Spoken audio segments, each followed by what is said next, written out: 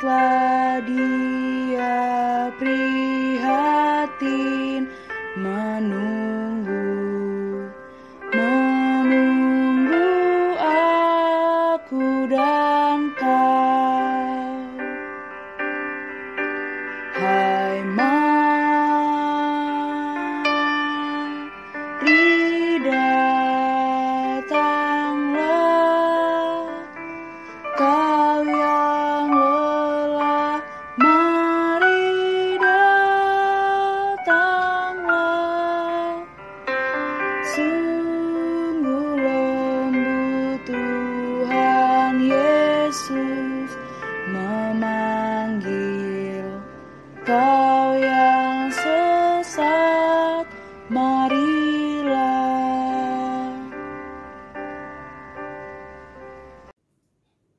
Shalom, selamat hari Minggu buat adik-adik para remaja sekalian yang berada di rumah masing-masing pada hari Minggu ini.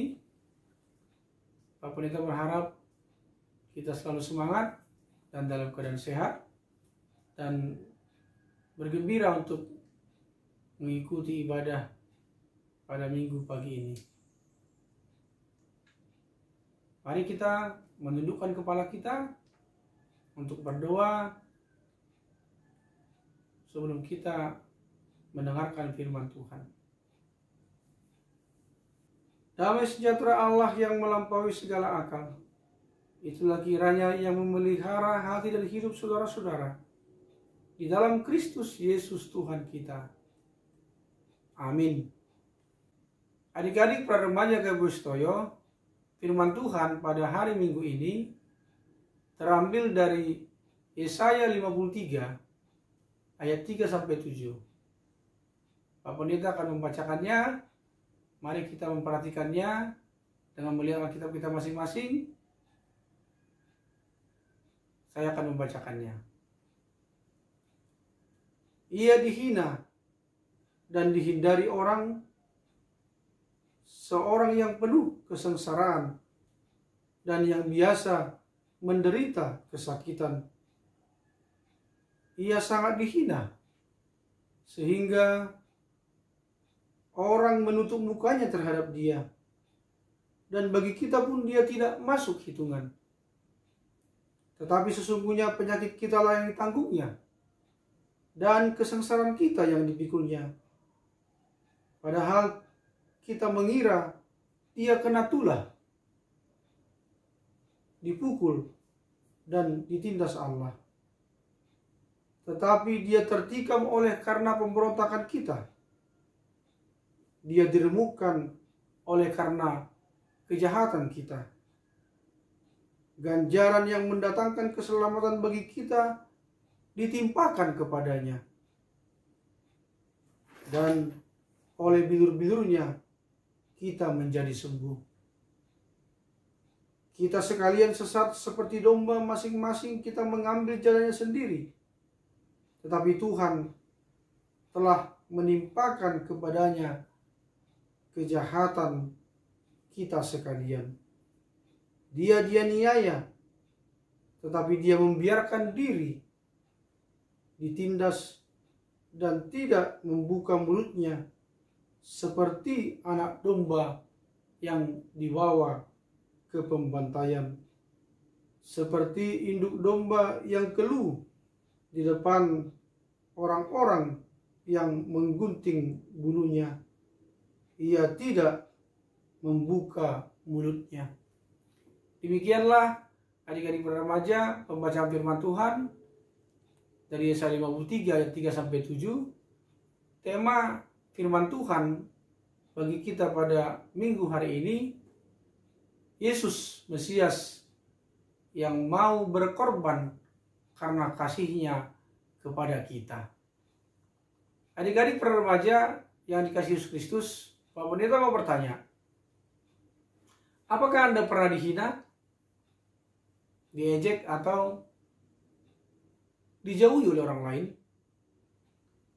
Bagaimana perasaan kita saat itu, dan apa yang mungkin kita katakan dan lakukan terhadap mereka yang telah menghina kita? tentu bisa saja kita lebih banyak akan memberikan perlawanan dan tidak mau terima dengan perlakuan tersebut. Mungkin juga diam-diam kita membenci dan tidak mau lagi berteman, bersahabat dengannya, atau malah memusuhinya. Firman Tuhan ini merupakan nubuatan Nabi Yesaya bahwa akan datang seorang hamba yang dihina, dijauhi, ditikam, dan diremukkan oleh karena pemberontakan dan kejahatan manusia. Dan ia sama sekali tidak melawan dan membiarkan dirinya diperlakukan demikian. Seorang hamba yang menderita itu sebenarnya menunjuk kepada Tuhan Yesus. Hamba Tuhan yang dinubuatkan dalam kitab Yesaya tersebut benar-benar telah digenapi pada diri Tuhan Yesus. Sebagai hamba yang menderita, disalib, dan mati di atas kayu salib. Tuhan Yesus bukan tidak mampu menghindar dan melawan, tetapi karena hanya dengan cara seperti itulah Allah bisa menyatakan kasih-Nya kepada manusia untuk diselamatkan dari hukuman kematian yang kekal. Karena itu, adik-adik para remaja, ada dua hal yang mau Pak Pendeta tekankan melalui firman Tuhan ini. Yang pertama adalah Tuhan Yesus mati menggantikan kita. Sekali lagi, Tuhan Yesus mati menggantikan kita. Seharusnya orang yang berdosa dan yang bersalah bukan yang mendapat hukuman. Yang baik dan benar mendapatkan berkat dan kebahagiaan. Tetapi Tuhan Yesus yang mengajar, yang berkhotbah, yang membuat tanda mujizat, berbuat baik, menolong orang, membuat orang berbahagia, mengampuni, dan menerima orang yang berdosa, justru mendapatkan hujatan, ketidakbaikan, dan penderitaan serta kesusahan. Bahkan Tuhan Yesus kehilangan nyawa. Akan tetapi karena kasih-Nya yang begitu luar biasa, Dia berkorban, Dia mati menggantikan kita, agar kita menyadari kasih dan kebaikan-Nya kepada kita. Sungguh luar biasa. Kasih-Nya itu kepada kita membuat kita hendaknya berubah dan bertobat, supaya kita percaya kepada Tuhan Yesus dan menerimanya sebagai juru selamat. Adik-adik para remaja, ada sebuah cerita, ada seorang dokter Arun Gandhi. Dia ini adalah cucu dari Muhammad Gandhi. Bercerita tentang pengalaman saat ia berusia 16 tahun dan tinggal bersama orang tua yang bertugas di pedalaman Afrika Selatan. Hal yang paling menyenangkan Arun adalah kesempatan pergi ke kota untuk mengunjungi teman atau menonton bioskop. Suatu hari ayahnya meminta mengantarkannya ke kota untuk menghadiri konferensi. Sambil menunggu, Arun memperbaiki mobil di bengkel. Mereka berjanji untuk bertemu jam 5 sore, lalu pulang ke rumah bersama-sama. Segera Arun menyelesaikan pekerjaan yang diberikan oleh ayahnya. Kemudian ia pergi ke bioskop dan menonton 2 judul film sekaligus. Ia benar-benar lupa waktu hingga tanpa disadari sudah pukul 6 sore. Arun cepat berlari ke bengkel untuk mengambil mobil dan menjemput ayahnya. Ayahnya menanyakan keterlambatan Arun Dan karena malu mengakui bahwa ia menonton film, ia menjawab, tadi mobilnya belum siap sehingga saya harus menunggu. Padahal ayahnya telah menelepon bengkel dan diberitahu kalau mobil sudah selesai diperbaiki sejak pagi. Ayahnya berkata, ada sesuatu yang salah pada diri saya dalam membesarkan engkau, sehingga engkau tidak berani menceritakan kebenaran kepadaku. Untuk menghukum kesalahan ini, saya akan pulang ke rumah dengan berjalan kaki sampai di rumah dan memikirkannya dengan baik-baik. Ayahnya pun mulai berjalan kaki. Harun tidak bisa meninggalkan ayahnya. Maka selama 5,5 jam Harun mengendarai mobil pelan-pelan di belakang ayahnya. Melihat penderitaan yang dialami oleh ayahnya, maka sejak itu Harun tidak pernah berbohong lagi. Harun berkata, seandainya ayah menghukum saya sebagaimana kita menghukum anak-anak kita, maka apakah saya akan mendapatkan sebuah pelajaran mengenai menghukum tanpa kekerasan? Saya kira tidak. Saya akan melakukan hal yang sama lagi. Tetapi hanya dengan satu tindakan tanpa kekerasan yang sangat luar biasa, sehingga saya merasa kejadian itu baru saja terjadi kemarin. Itulah kekuatan menghukum tanpa kekerasan. Sahabat Kristus, adik-adik para remaja, peristiwa penderitaan dan salib Yesus adalah bentuk penghukuman kasih bagi manusia tanpa kekerasan. Di dalam tindakan itu Tuhan menginginkan kita belajar bahwa akibat dari ketidaksetiaan dan ketaatan kita, maka Allah menghukum dirinya sendiri supaya kita berubah dari setiap keberdosaan kita dan menjadi pribadi yang jauh lebih baik. Tidak ada kasih yang lebih besar dari kasih yang rela menghukum dirinya sendiri supaya mereka yang dikasihinya mengerti bahwa kasihnya lebih besar dari murkanya. Bahwa di dalam pengorbanannya ia ingin kita belajar menjadi lebih baik.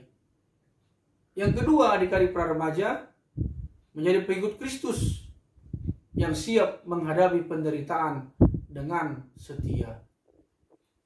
Adik-adik para remaja, siapa di sini yang berani menghadapi tantangan dan masalah? Atau sebaliknya, apakah Anda takut dengan tantangan dan masalah? Biasanya orang menghindar dan menjauh dari masalah dan tantangan, apalagi penderitaan. Tetapi Tuhan Yesus tidak demikian. Justru Tuhan Yesus rela menjalani semuanya itu dengan penuh ketaatan, kesetiaan kepada kehendak Sang Allah Bapa untuk menunjukkan kasihnya juga kepada Allah Bapa dan juga terhadap dunia ini. Dan bahkan Tuhan Yesus juga mengalahkan maut dan penderitaan itu, dan Dia menjadi pemenang. Begitu juga dengan kita. Supaya kita juga jangan takut, karena Tuhan Yesus tidak membiarkan kita sendiri menghadapi penderitaan itu. Dia justru turut bekerja, membela kita, menguatkan kita, menghibur kita, dan memberikan kita kemenangan. Asal kita tetap setia, taat kepada firman-Nya, dan mengandalkan Dia. Pada waktunya, Dia akan bertindak untuk turun tangan, menolong kita, bahkan menunjukkan kuasa-Nya untuk melakukan yang tidak mungkin menjadi mungkin. Oleh karena itu, adik-adik para remaja terpanggil untuk berani menghadapi tantangan, masalah, bahkan penderitaan sekalipun. Sebab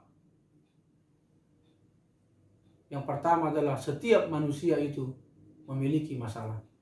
Tidak ada kita yang bebas dari masalah. Karena itu jangan ada yang cengeng ketika kita menghadapi masalah. Terimalah realita. Siapapun pasti akan menghadapi masalah. Yang kedua, setiap masalah bisa diselesaikan. Dan ada jalan keluarnya. Di saat satu pintu tertutup, percayalah maka akan terbuka juga pintu-pintu yang lainnya. Yang ketiga, Setiap masalah mengundang kesempatan yang positif. Di balik setiap masalah ada pembelajaran yang berharga, yang bermakna dan membuat kita menjadi lebih berhikmat. Lewat masalah kita bisa belajar supaya kita menjadi orang yang semakin berhikmat. Yang keempat, setiap masalah membuat kita bertambah kuat, bertumbuh dan berkembang. Membuat adik-adik para remaja menjadi gigih, tegar, dan tidak mudah tergoyahkan. Yang terakhir, kitalah yang mengendalikan masalah. Bukan masalah yang mengendalikan dan menguasai kita. Sekali lagi, kita yang harus menguasai masalah dan mengendalikan masalah itu. Bersama Tuhan, pasti kita bisa. Amin. Kita berdoa. Terima kasih ya Tuhan Allah atas firman-Mu yang telah mengingatkan kami dan juga menceritakan kepada kami bagaimana besarnya kasih Tuhan Allah yang Tuhan tunjukkan lewat anak-Mu Yesus Kristus. Dia mau mati ganti kami. Dia mau berkorban untuk menunjukkan betapa Yesus itu adalah Tuhan yang penuh kasih. Tuhan yang sungguh hebat dan luar biasa kebaikannya. Hal itu juga mengingatkan kami supaya kami juga sebagai anak-anak Tuhan, anak-anak para remaja, supaya kami juga berbuat seperti kasih yang Tuhan Yesus tunjukkan dalam hidup kami. Supaya kami juga mau berkorban, tetap melakukan yang baik dengan setia. Karena kami percaya sebagai pengikut Kristus, pasti kami juga mengalami tantangan dan pergumulan. Agar kami menunjukkan kesetiaan kami dan kami tetap mampu berbuah yang baik dimanapun kami berada sebagai anak-anak Tuhan. Terima kasih ya Tuhan Allah. Ingatkanlah kami juga tentang kehidupan kami, bahwa kami juga harus siap dan berani menghadapi tantangan, masalah dan pergumulan, bahkan penderitaan. Karena kami tahu bahwa kami tidak sendiri. Tuhan bersama kami, memberikan kami kekuatan, ketabahan, dan juga kemenangan. Pada akhirnya membuat kami tetap mampu bersyukur, tegar, gigih, dan berdiri kokoh untuk selalu bisa berjalan di dalam jalan Tuhan. Terima kasih Tuhan untuk sapaan firman-Mu. Berkatilah firman-Mu yang sudah kami dengarkan. Berkatilah Tuhan adik-adik para remaja dalam pendidikan mereka, supaya Tuhan juga yang membantu, yang menolong, yang memberikan mereka kekuatan, semangat, dan juga hidup yang penuh bersyukur. Supaya mereka mensyukuri waktu dan kesempatan yang Tuhan berikan untuk belajar dengan sungguh-sungguh, untuk menjadi anak-anak yang baik dan pintar dan rendah hati, yang mau menghormati orang tua dan juga melakukan yang terbaik di tengah-tengah kehidupannya kepada Tuhan, sesama, dan juga orang tuanya. Terima kasih Tuhan. Berkatilah juga firman-Mu agar itu tumbuh dan berkembang dan berbuah di tengah-tengah kehidupan adik-adik para remaja. Berkati juga orang tuanya, berikan kekuatan, kesehatan, dan panjang umur. Jauhkan mereka dari segala sakit penyakit, agar mereka mampu memberikan yang terbaik untuk mendukung masa depan yang baik dalam kehidupan anak-anaknya. Jauhkan dari para remaja dan juga guru-guru para remaja beserta dengan orang tua para remaja, supaya mereka sehat-sehat, panjang umur, murah rezeki, dan juga dijauhkan dari virus COVID-19. Apabila ada keluarga, saudara-saudara, orang tua bahkan yang mengalami sakit penyakit, tolong Tuhan jamah dan Tuhan sembuhkan. Apabila ada yang mengalami terkena virus COVID-19, Tuhan juga yang menyembuhkan, yang menguatkan, memberikan semangat dan kesabaran di tengah-tengah kehidupan mereka. Terima kasih Tuhan. Kami serahkan hidup kami sepanjang hari ini ke dalam tangan pengasihan-Mu. Di dalam nama Yesus Kristus kami telah berdoa dan mengucap syukur. Amin.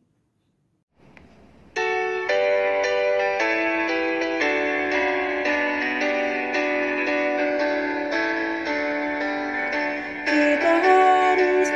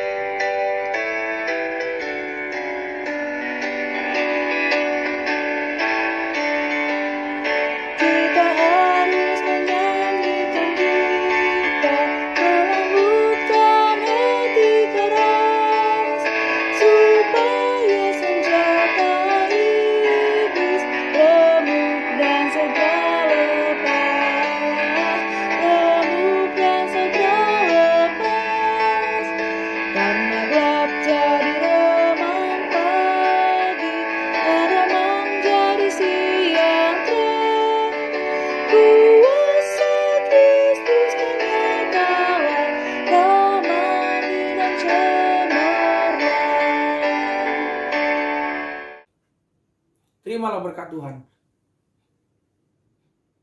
Tuhan memberkati engkau dan melindungi engkau. Tuhan menyinari engkau dengan wajahnya dan memberi engkau kasih karunia. Tuhan menghadapkan wajahnya kepadamu dan memberi engkau damai sejahtera. Amin. Selamat hari Minggu. Salam sehat. Tetap semangat. Tuhan Yesus memberkati.